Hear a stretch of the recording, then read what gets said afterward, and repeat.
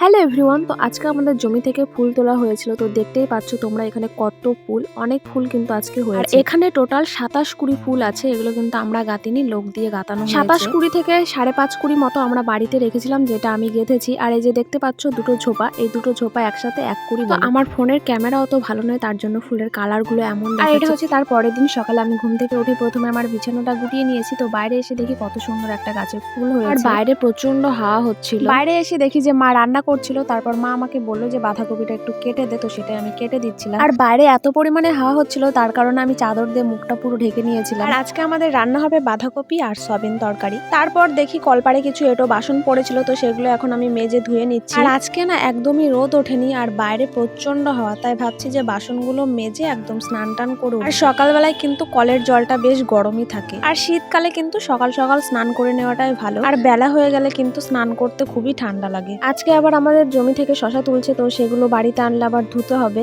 তার জন্য আরো সকাল সকাল স্নানটা করে নিলাম, কারণ শশা ধুতে ধুতে একদমই বেলা চলে যায়। স্নান করা হয়ে গেছে, আর ঘরে এসে আমার প্রচন্ড শীত লাগছিল। তারপর আমি ক্রিম ট্রিম লাগিয়ে চুলটা আঁচড়ে একটু টিপ করে নিলাম। শশা ধোয়ার কথা বলতে বলতেই শশা এসে হাজির বাড়িতে।